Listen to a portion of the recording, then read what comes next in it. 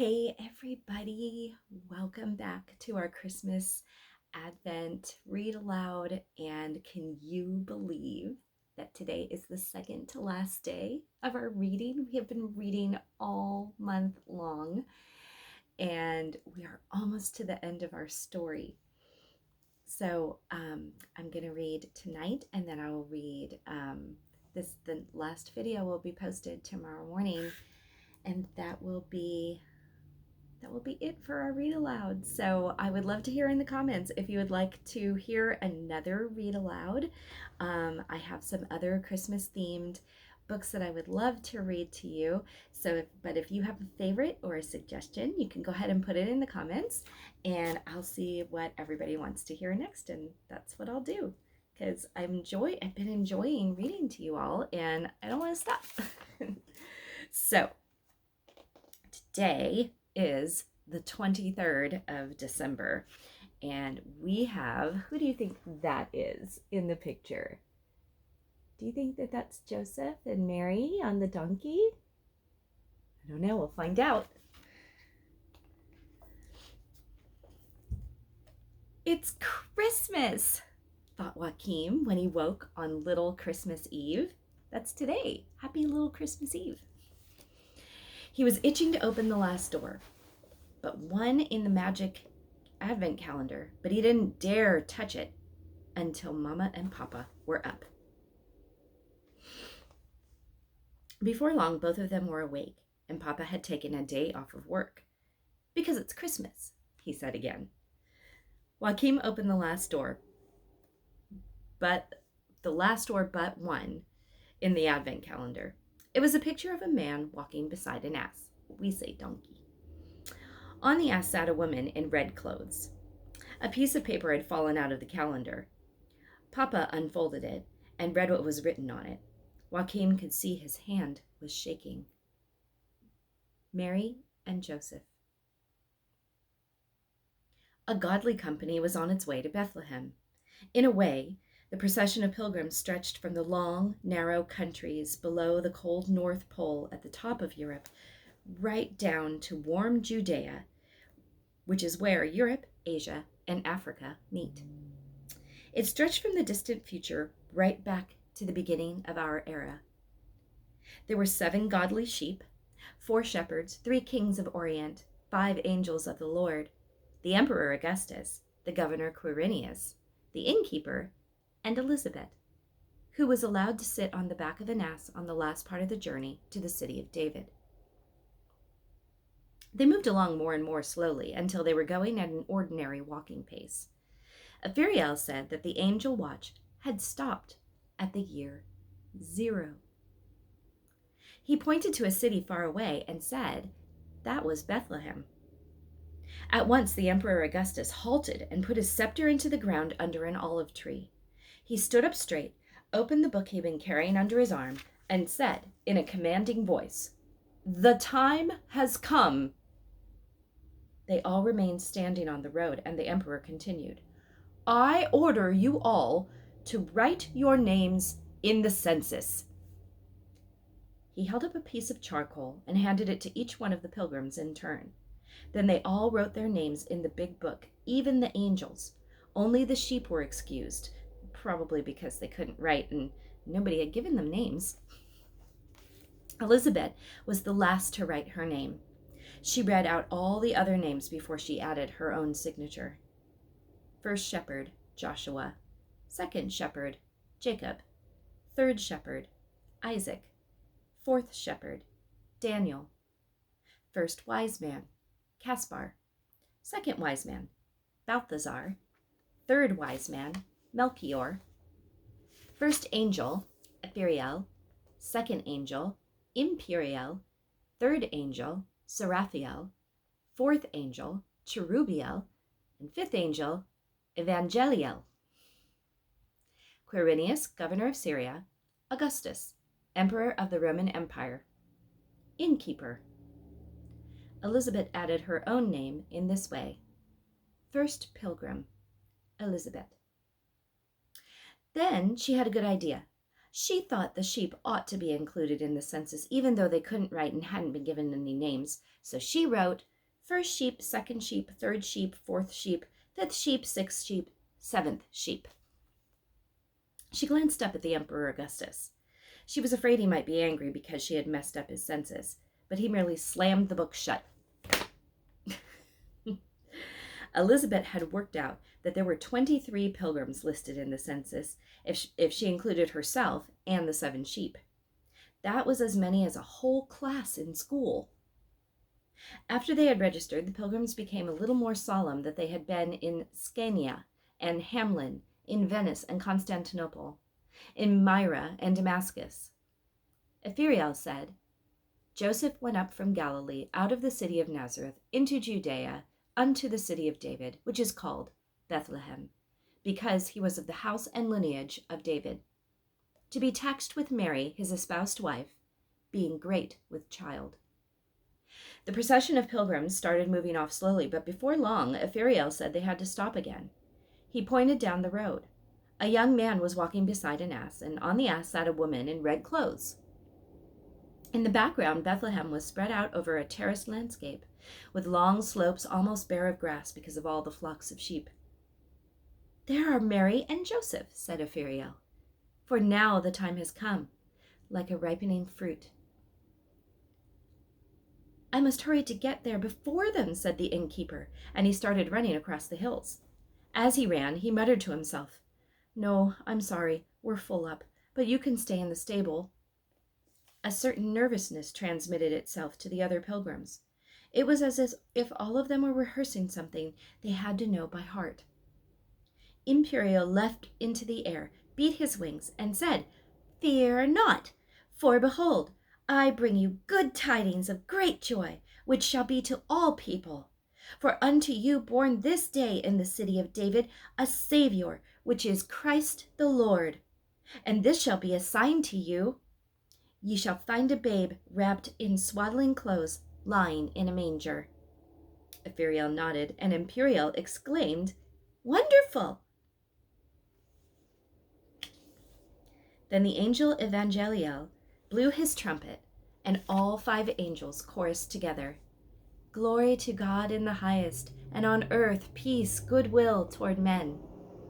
The sheep had suddenly begun bleating, as if it was bleating, not bleeding.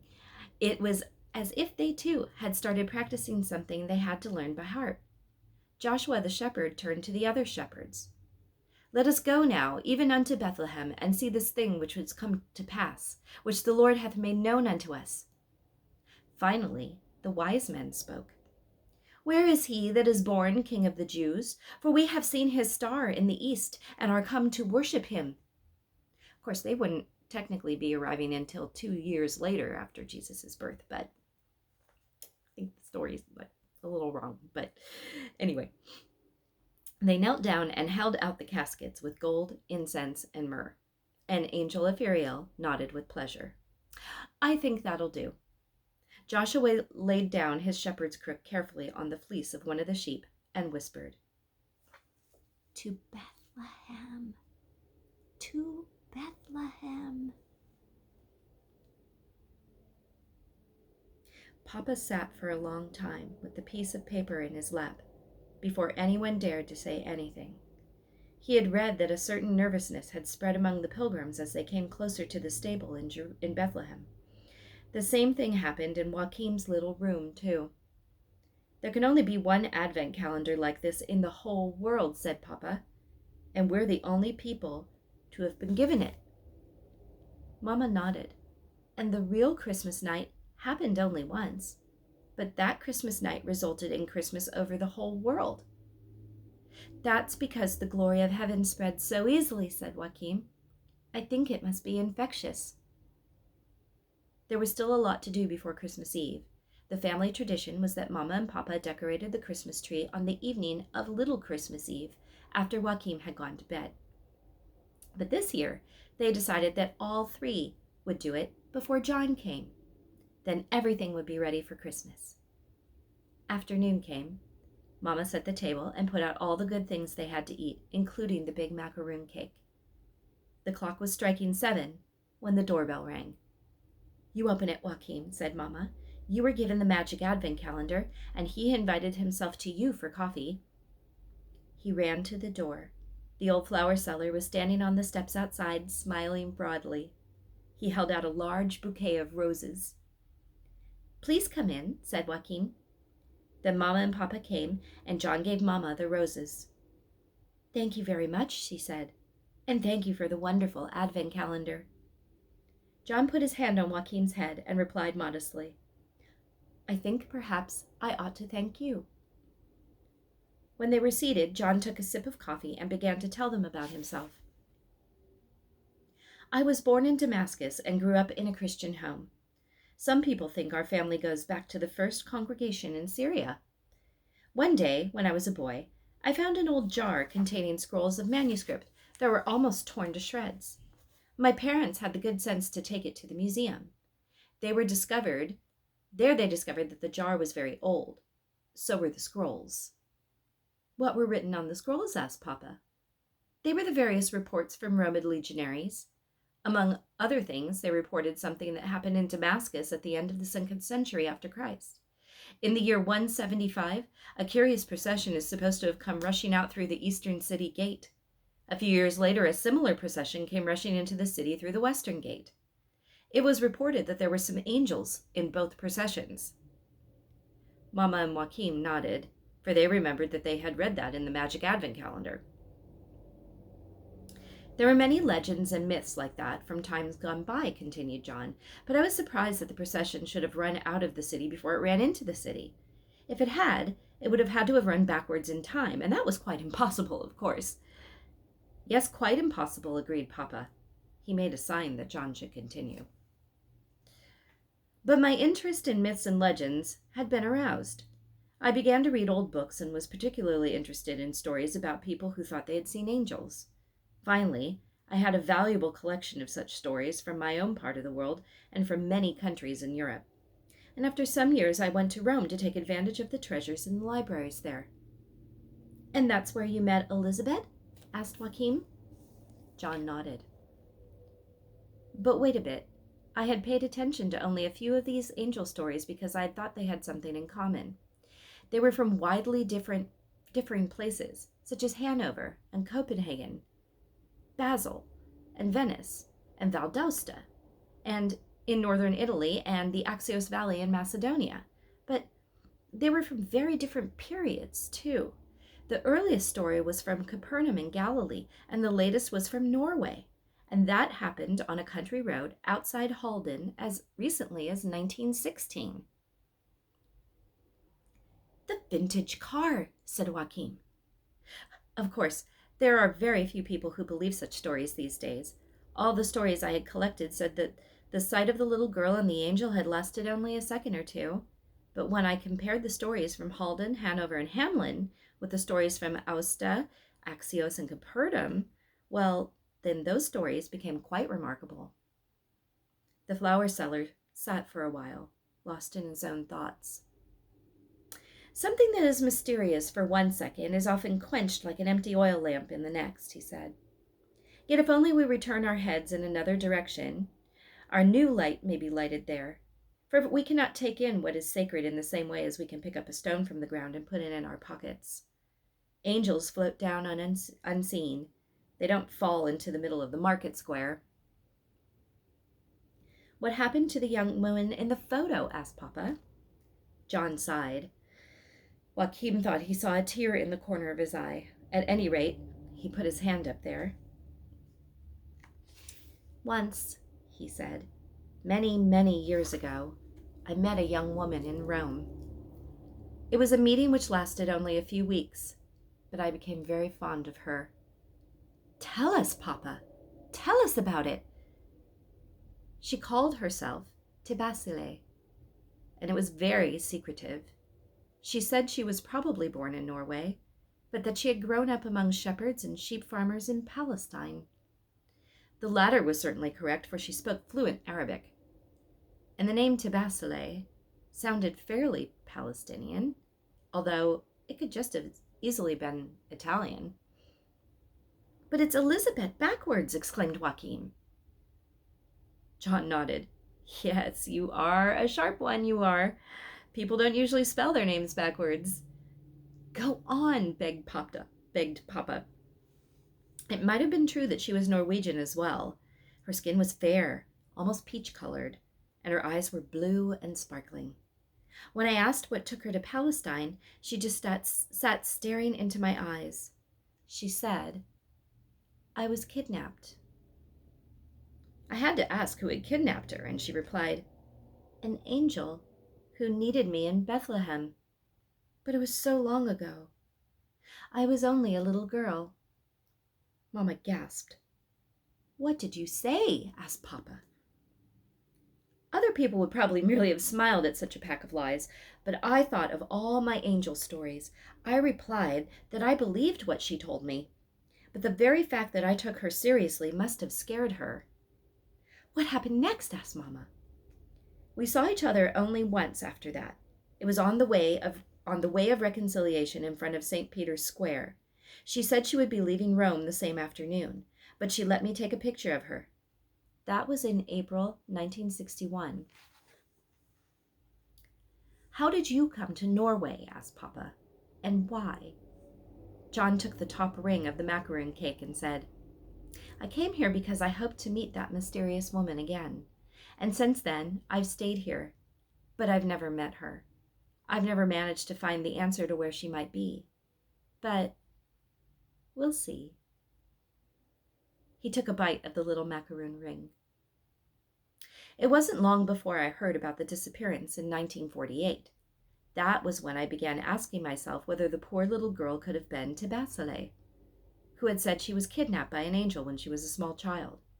I didn't know exactly how old she was, but it could fit if she had been born in about 1940.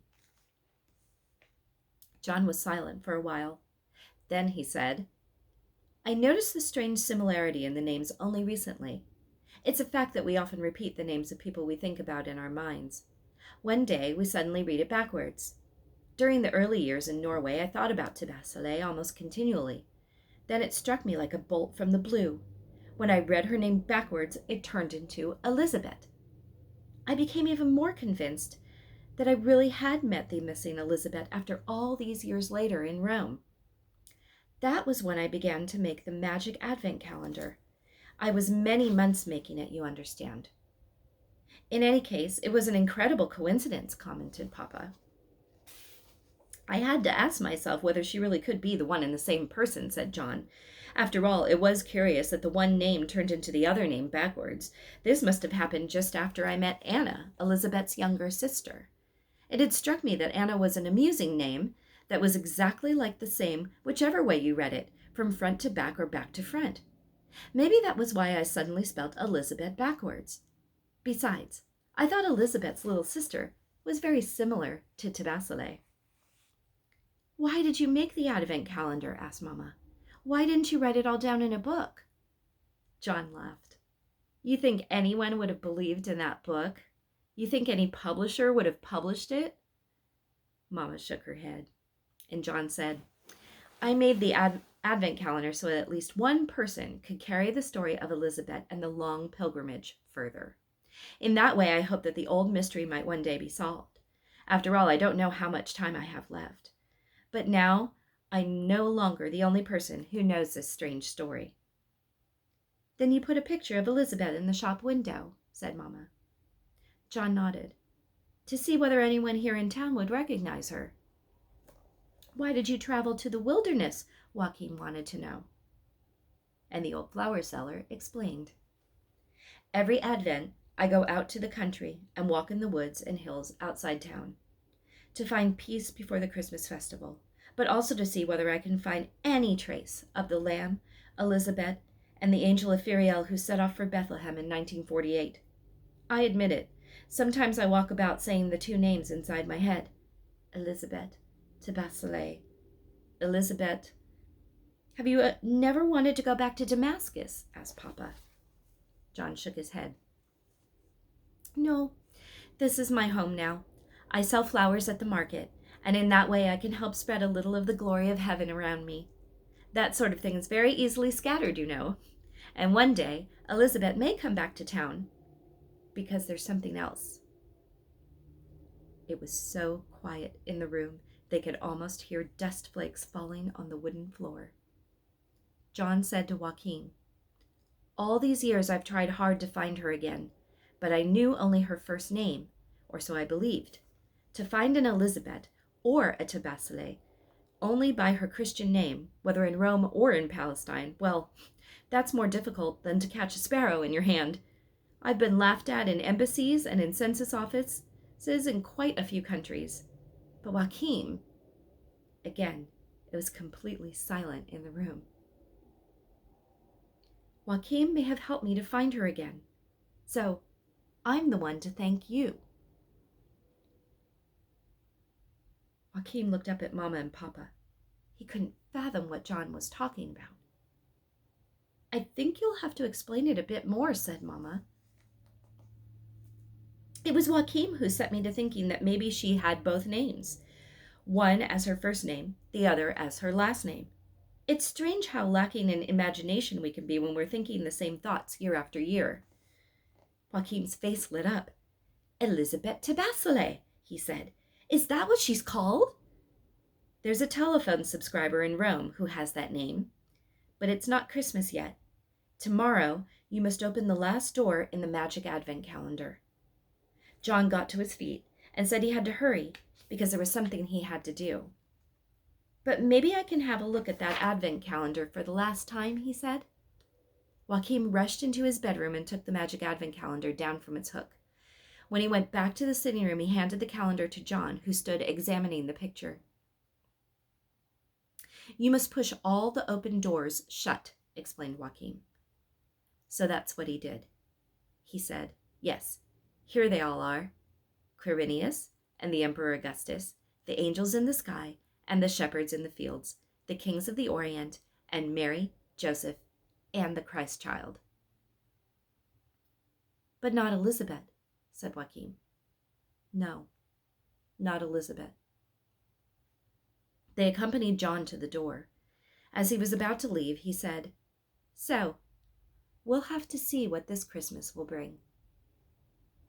"Indeed we shall," said Papa. He was clearly relieved to have finally heard the flower seller's story. Excuse me. But John said something more. "You won't open the last door in the advent calendar until the bells ring Christmas in tomorrow afternoon, will you?" Mama looked at him. "No, I suppose not." "No, we'll have to try to wait that long," decided Papa.